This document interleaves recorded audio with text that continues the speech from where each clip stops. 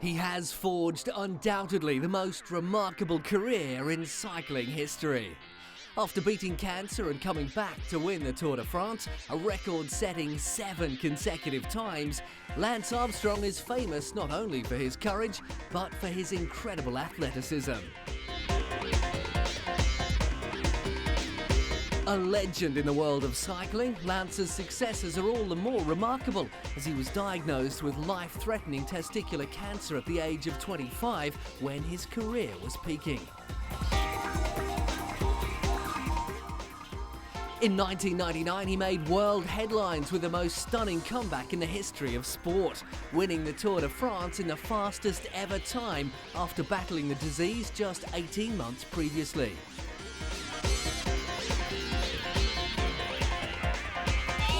His survival against the cancer, which by the time it was discovered had spread to his brain and lungs, and subsequent achievements are known the world over. He continued to dominate the Tour de France from 1999 to 2005, when he won his record-breaking 7th consecutive Tour.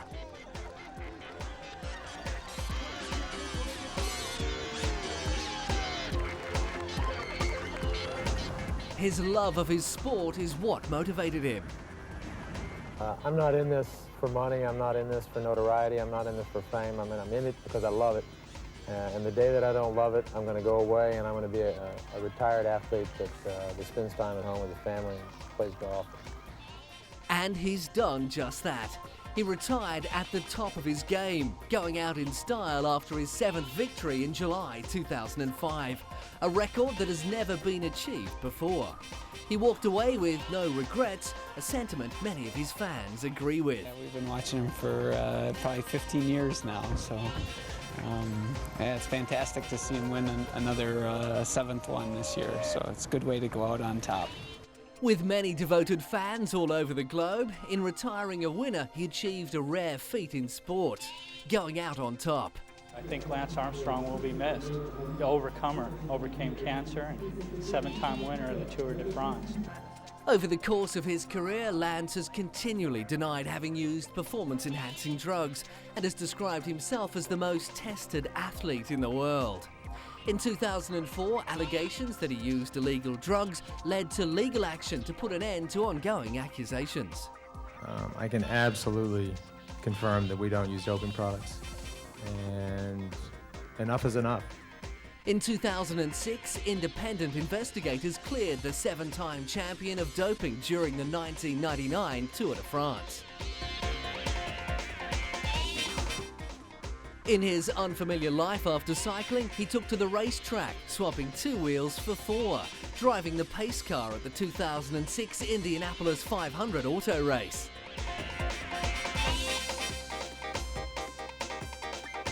Lance got engaged to singer Sheryl Crow in 2005 after dating for 2 years. The couple split in 2006, less than a month before Sheryl herself was diagnosed with breast cancer. The news left Lance devastated as he struggled to come to terms with her diagnosis. The pair remain friends and speak on the phone every day. Each generation produces sporting icons who dominate the hearts and minds of spectators and competitors alike. In the sport of cycling, there is only one name to talk about. Lance Armstrong is known the world over and is the epitome of what the human spirit can overcome.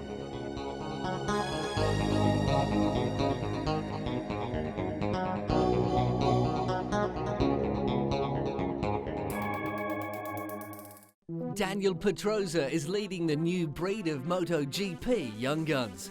The teenage sensation celebrated his 20th birthday by lifting a 3rd world title, confirming he is as audacious a talent as Valentino Rossi.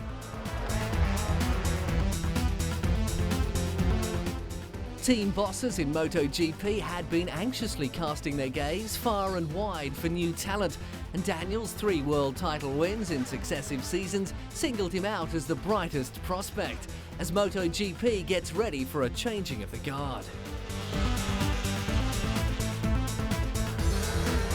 In 2001, the pace-setting Spaniard known as Danny made his World Championship debut in the 125cc class. After being selected from the Movistar Activa Cup, a series designed to promote fresh racing talent in Spain.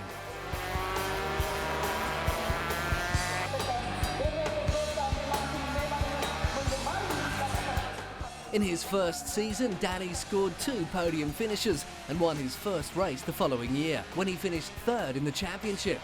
In 2003, he won 5 races and won the championship with 2 rounds remaining. In his first championship winning year, Danny scored an amazing 5 victories and 6 podium finishes.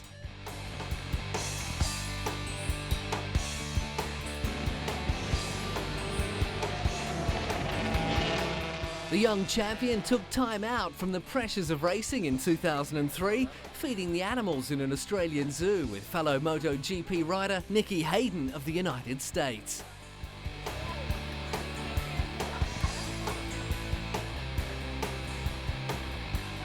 A good way to relax as he came to terms with becoming the 2nd youngest ever 125cc world champion behind Loris Capirossi. But Danny's Australian trip ended in disaster when just a week after winning the championship, the teen broke both of his ankles in a practice crash at Phillip Island, ending his season.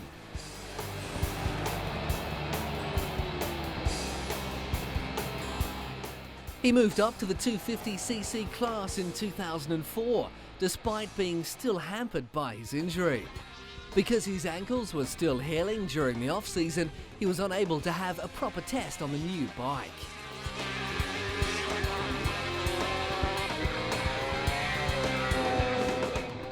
But despite going into the season unprepared, Danny won the first race in South Africa and went on to clinch the 250cc World Championship title, including the Rookie of the Year honours.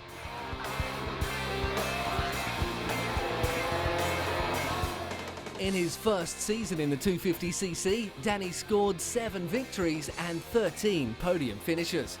In 2005, he went one better and won 8 races and scored 14 podium finishes, despite a shoulder injury he sustained in a practice session for the Japanese Grand Prix.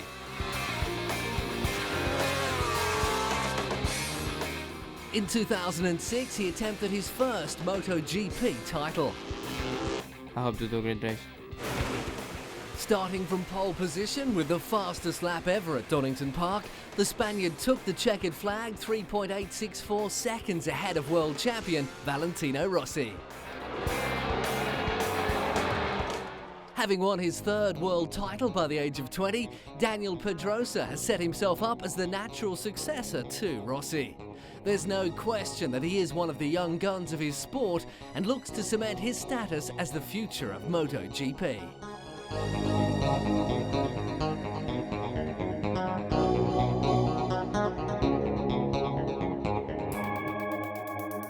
In 2001, Jutta Kleinschmidt won the Dakar Rally. Her years of experience, training and knowledge came together perfectly for one history-making moment that saw the German become the first woman to ever achieve such a feat, and it's one that isn't achieved easily. The Dakar is one of the most grueling and exhausting motoring events ever staged. It is human against nature, machinery against the environment, and often nature wins.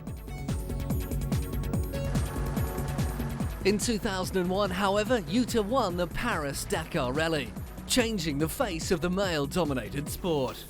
The German driver won in a Mitsubishi Pajero, but then joined a German team, Volkswagen. Jutta finished 2nd in 2002, but had ill fortune competing for Volkswagen in the Dakar in 2003 and 2004, which saw her final position fall to 8th and 21st places.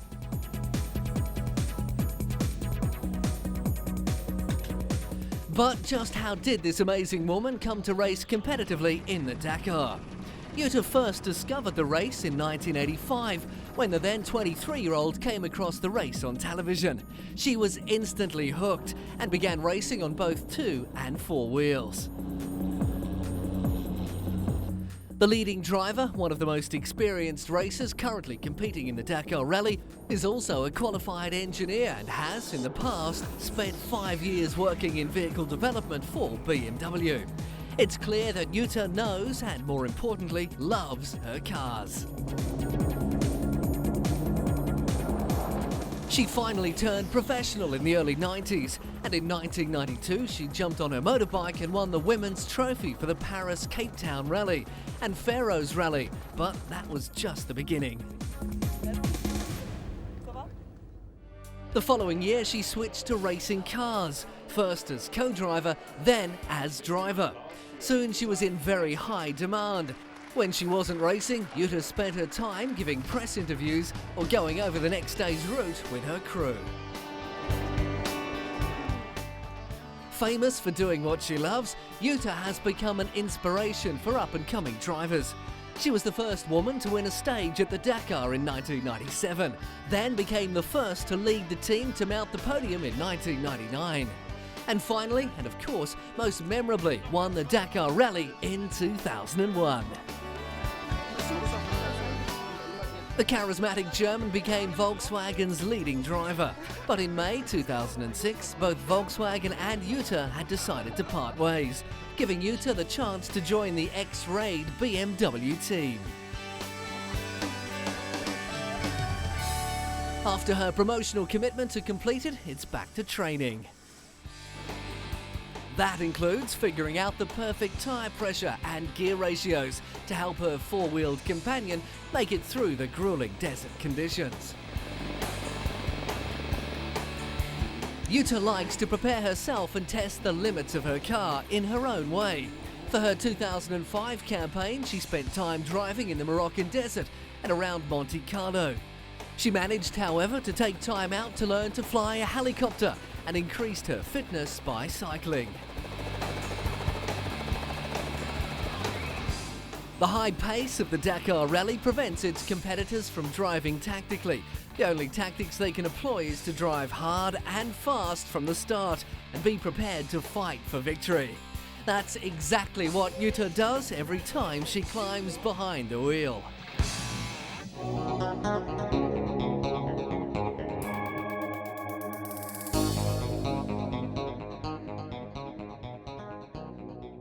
Known as the Roman Emperor, Max Biaggi is one of the most successful Grand Prix riders of the last 10 years, having won an impressive 4 consecutive 250cc world titles.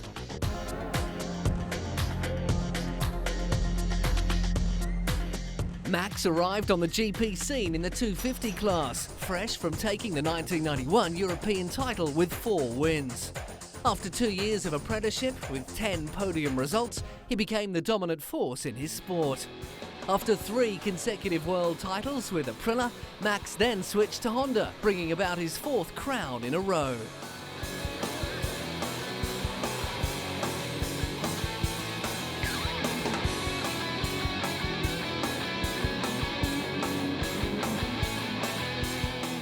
Max had actually wanted to become a soccer player. Growing up, he dreamt of playing for AS Roma. It was by pure chance that at 18 he straddled a friend's bike and rode it for half an hour on the Vallunga track. His natural talent blossomed as he graduated swiftly through the Italian sports production series.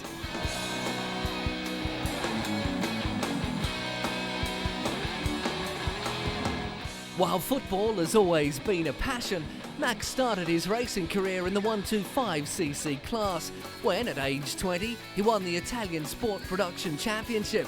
After his success in 125cc, Max then moved up to the 250cc class.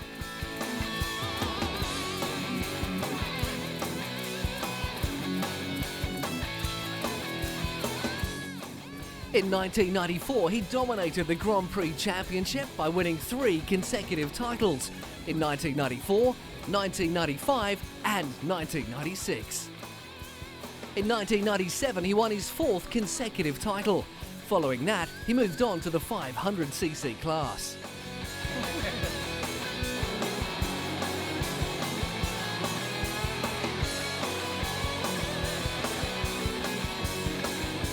Max made an impressive start in his 500cc debut, winning his first race in the 1998 Japanese Grand Prix, riding for the Honda team. He finished the season in 2nd place behind the legendary Mick Doohan.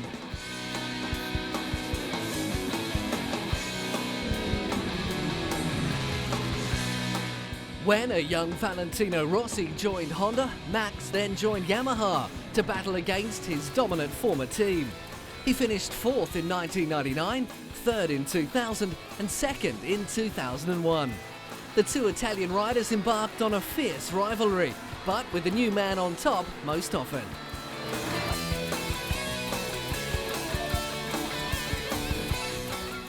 While enjoying his time off in 2003, he finished 3rd in the MotoGP Championship after rejoining Honda. It was expected he would be one of the main candidates for the title in 2004, but a crash and subsequent injury saw the end of his season.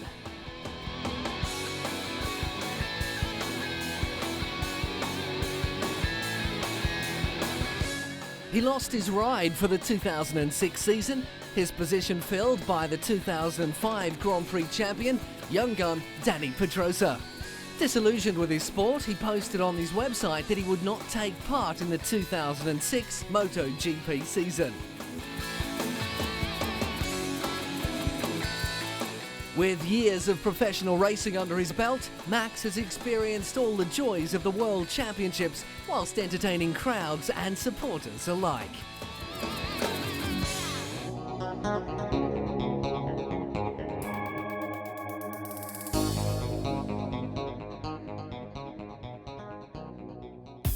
Lance Armstrong has dominated the modern era, yet Jan Ullrich remains a superstar of modern cycling. His impressive list of victories include a gold and silver medal in the Sydney Olympics, winner of the Tour of Switzerland and the Tour of Spain, was twice World Time Trial champion and was set to be the next big multiple winner of the Tour de France until the race was dominated by Armstrong.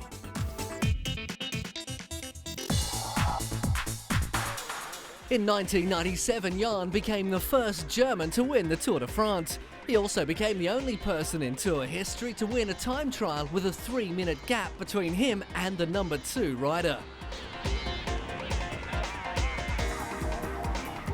At the age of 23, Jan was also one of the youngest winners ever, chosen as Sportsperson of the Year in Germany.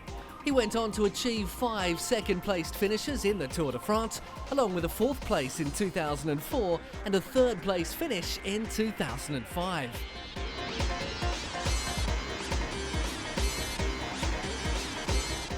Considered to be one of the most talented riders of all time, Jan can combine great power with a soft, athletic style, with his time trials perfect examples. Despite this talent, he has a reputation for laziness, as he is notorious for coming out of shape during the off-season, which may have contributed to his failure to beat Armstrong.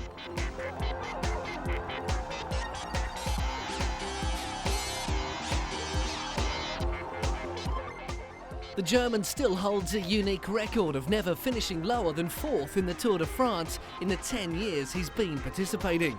His victorious ride in the 1997 Tour even led to a bicycle sports boom in Germany.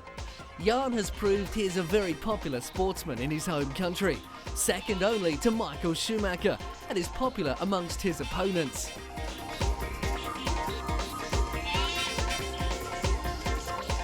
In 2002, Jan's contract with Team Telecom was severed after he admitted to drink driving and amphetamine use. The following year, he joined the Team Coast outfit, but it didn't last. For the 2004 season, he then returned to Team Telecom, now called T-Mobile, a much more mature and focused cyclist. 2005 saw him in good form, winning the Tour de Suisse during his preparation for the Tour de France.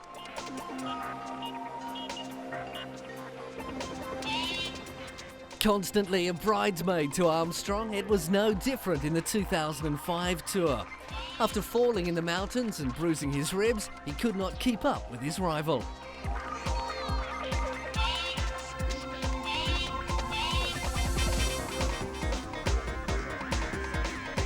He began his preparation for the 2006 season early, with early reports indicating that he was in much better shape than in previous years and would be ready for what could be his second victory in the Tour de France.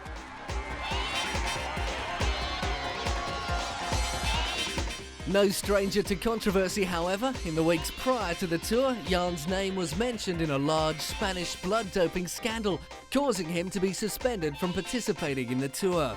This also led to him being fired from the T-Mobile team.